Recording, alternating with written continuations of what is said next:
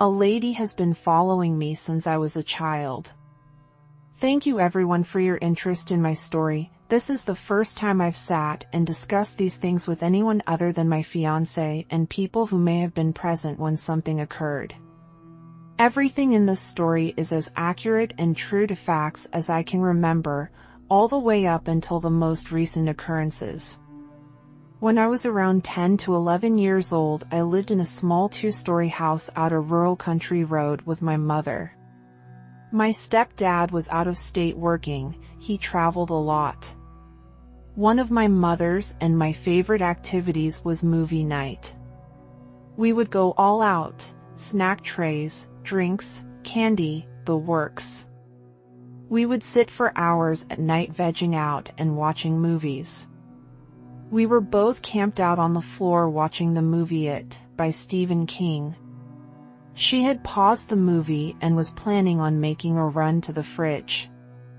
Before she could stand up, we heard a crashing sound come from the stairs. At the top of the stairs, my mom had a desk where she left her sewing machine and a large tackle box that she used to keep her sewing needles in as well as thread. And a large box of pictures that she always planned on hanging up, but never did. We both turned our attention into the next room to see her sewing machine laying on the floor at the bottom of the steps. It had fallen with such force it had broken into several pieces. As we stood looking, her tackle box came flying down the stairs. This thing came down the stairs with a force strong enough to avoid touching 3/4 of the steps on its way down before smashing open on the final 2 steps. Out of curiosity more than fear, I started to approach the staircase. Just as I started walking, the box of pictures my mom had sitting on the desk came flying down the stairs with the same force as the previous 2 objects. Glass shattered and frames broke as the box tumbled down the last 2 or 3 steps. My mother at this point must have grabbed the bat she kept behind the front door, because when she grabbed me from behind, she was holding it in her hand. She pulled me back and told me to stay put. As she walked over to the stairs, banging the bat against the banister, she yells, "The police are on their way. Whoever you are, get out of my house." Silence. She hits the bat against the banister again. "I don't know how you got in here, but I want you to get out of my house while you still have the chance." Silence. She then hands me the cordless phone and tells me if something goes wrong, she wants me to run outside and call 911, and I agreed. She makes it known she is coming up and has a weapon. About a minute after watching her ascend the stairs, I hear a blood-curdling scream come from my mother. Immediately my 10-year-old self turned tail, ran outside and dialed 911. I informed the operator what had happened, and she for some reason insisted that my scrawny 10-year-old self go back inside and see if I can check on my mother, because after all, if there was an intruder out to harm us, sending me back inside was brilliant. Before I could start making my way back inside, my mother walked out the front door, approached me, took the phone and informed the operator that everything was fine. She had went upstairs to investigate and got startled. An officer was still sent out and performed a walk-through of the house, just to make sure no one was present. There was no one there. A few years later, my mom decided to elaborate upon her being startled that night. She said as she came to the top of the stairs, she thought she saw a woman standing at the end of the hallway.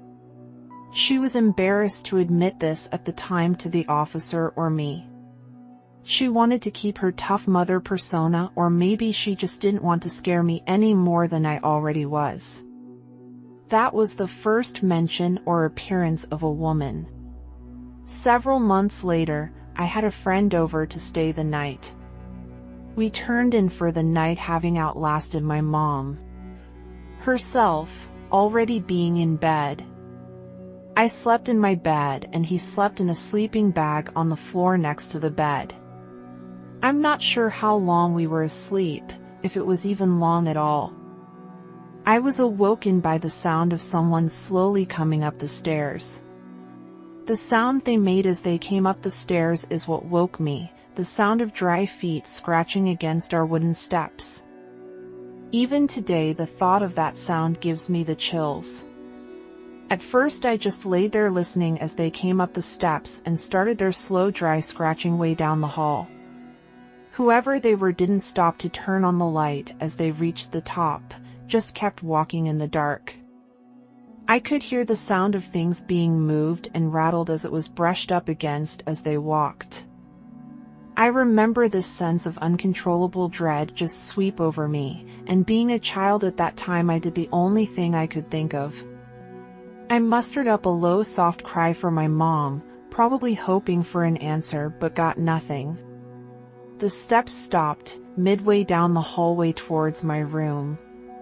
It went silent again. Then almost as quickly as they stopped, they started up again. This time they were right outside my wide-open door.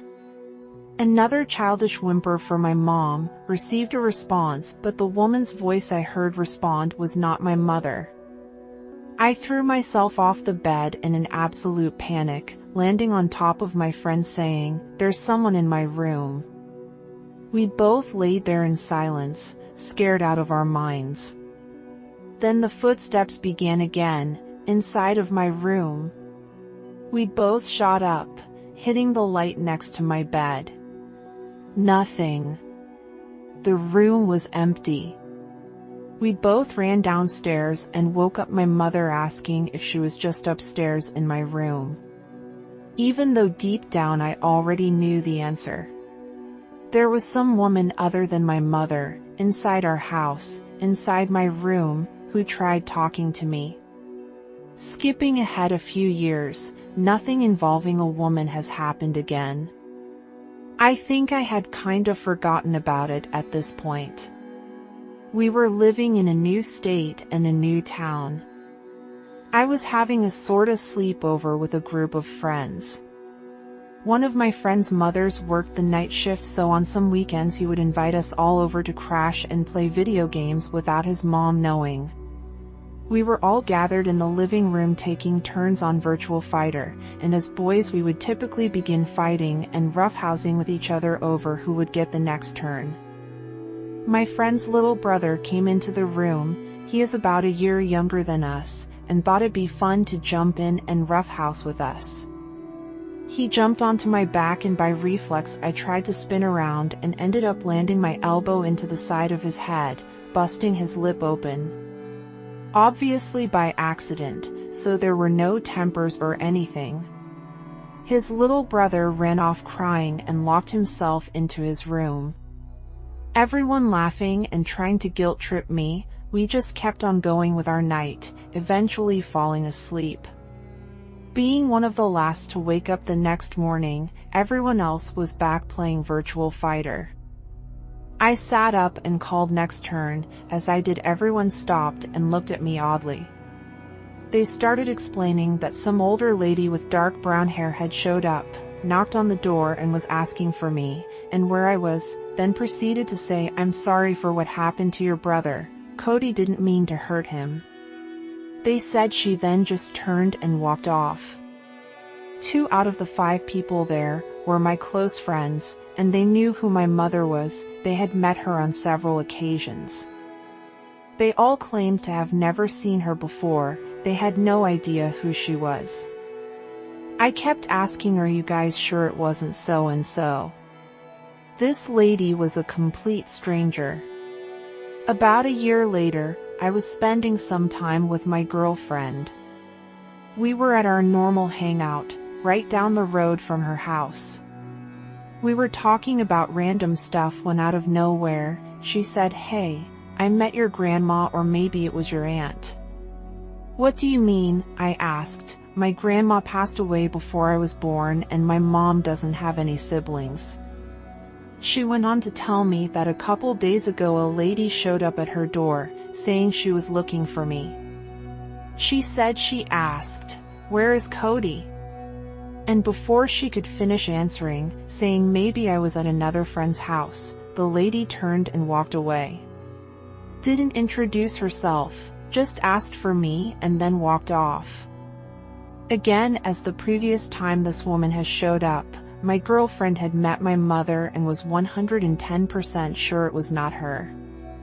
All she knew was she was an older lady with dark brown hair. That's twice. An older woman with dark brown hair has almost mysteriously appeared looking for me, only to just walk off and disappear just as strangely. Nobody saw her physically disappear, simply just turn and walk off, no vehicle, she just walked off. Now this instance is up for interpretation, but in my opinion fits the bill of being followed by someone or something. One night my friend Robert and I were walking over to another friend's house to see if he wanted to hang out. We lived on the same road, just opposite ends. Our end being the more populated, his being the more secluded. I walked along the shoulder as Robert walked semi in the middle of the left lane. To our left about 15 to 20 feet was the tree line. As we were walking, Robert suddenly stopped and stared fixated at the tree line. He asked, "Did you see that?" He said apparently he had thought he saw a shadowy outline of a person following us just past the tree line. Actually looking, we saw nothing. Darkness and trees. On the walk back, this time with a note of panic and fear in his voice, claimed he saw it again. A shadowy outline of a person following us just past the tree line. Now, just one instance of this wouldn't be so bad, you could chalk it up to imagination. However, this proceeded to happen on several occasions, but only to him and only when he was around me. Always the same thing, he claimed to see a shadowy outline of a person following us just out of his vision. It actually got to the point it unnerved him so much, he would no longer hang out around me for about 6 months. Maybe something was following us, or following me. Maybe he could see it, I don't know. This is one of the events that's basically left open for interpretation. Forward another few months, I had just got home from a late screening of The Messengers, I think that's the name. It was that horror movie that starred the chick from Twilight. I had both of my windows open and was hanging a poster on my wall, when from outside in the pitch black I heard a female's voice call my name. It wasn't just a quick blurt that could be passed off as imagination, it was kind of drawn out a bit. I peered out, thinking my girlfriend has snuck over for a visit. I saw nothing. I went back to what I was doing, and again this time it sounded like whoever it was practically inside my room, or maybe just below the window. There was no one. I walked outside, around the house, and found nothing.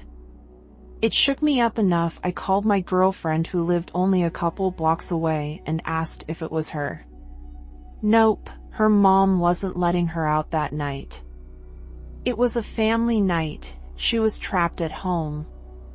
I know what I heard it twice.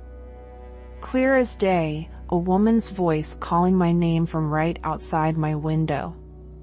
What makes me consider this as important is simply the fact it was a woman's voice I heard. It makes sense to include it, despite how small it may seem. Skipping forward again, 5 years exactly.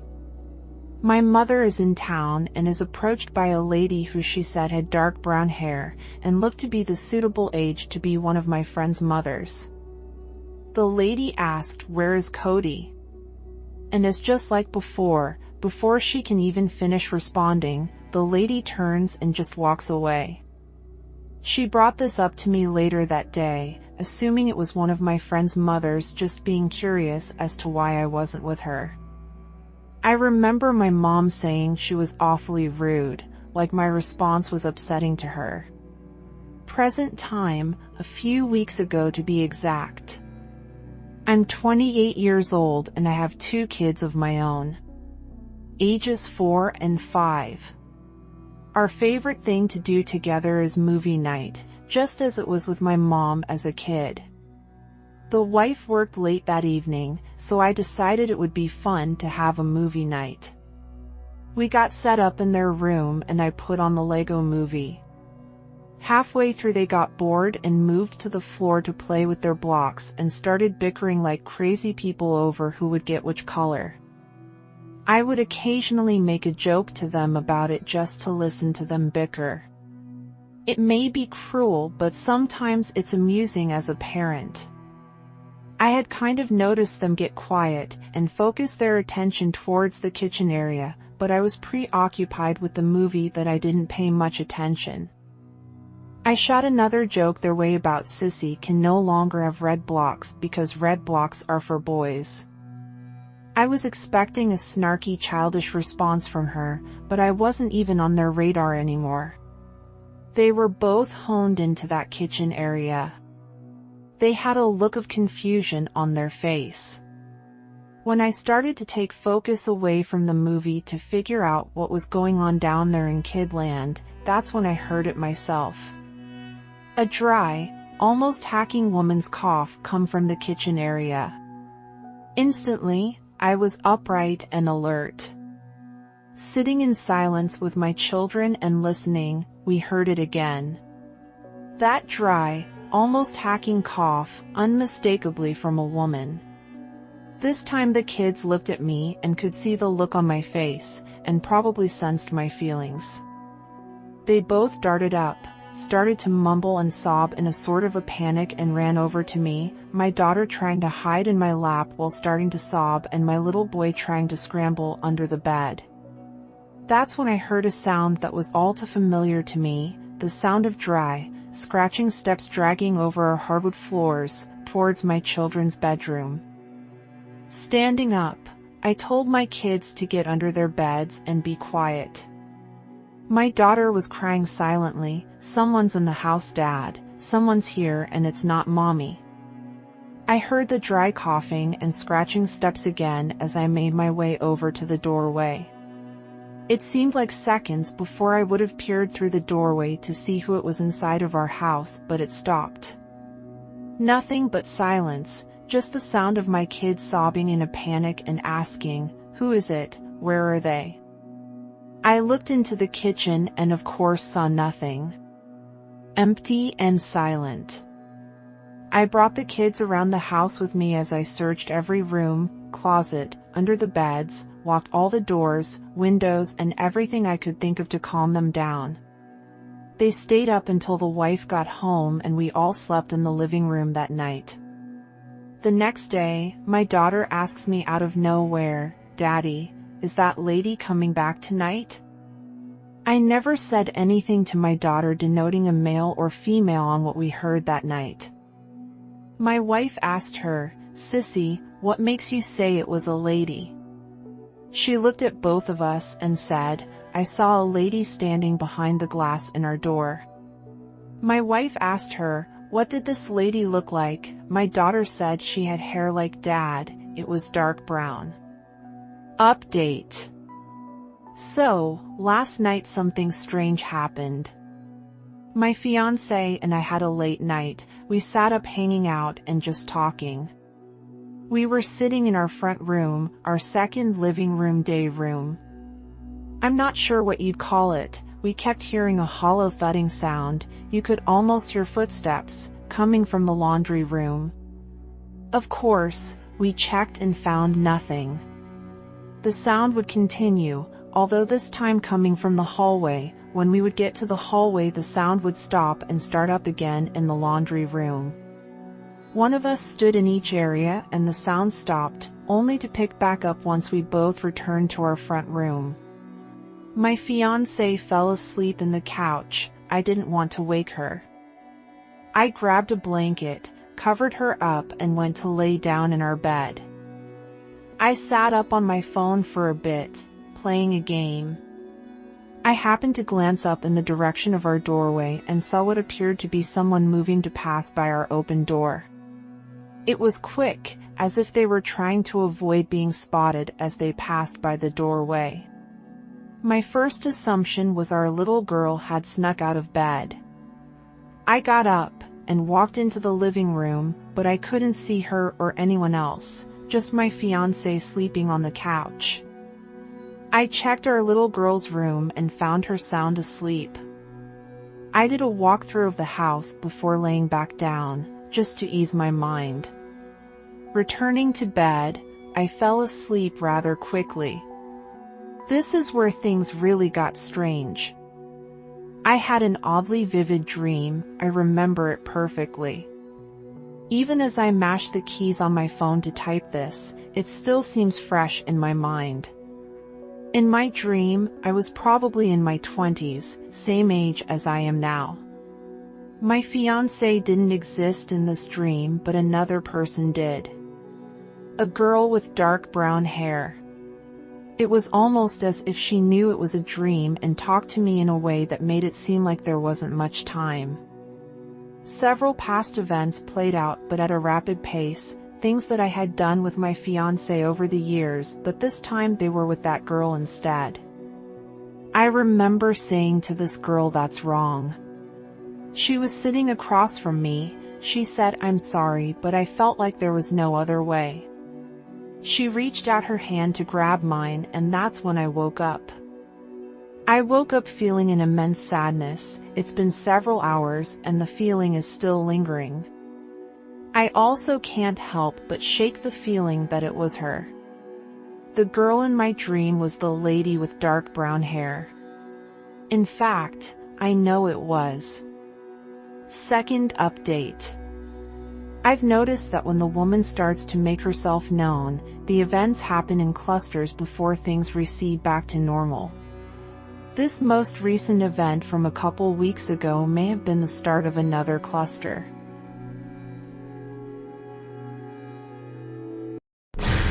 Hey guys, Nemesis here. Thanks for stopping by. If you enjoyed the following story, please remember to like and subscribe for more content. Also, let me know down in the comments your thoughts of the story and if there is a particular type of story you would like to have read. If you have a story of your own that you would like to have read, you can submit them to the email in the description. Until next time.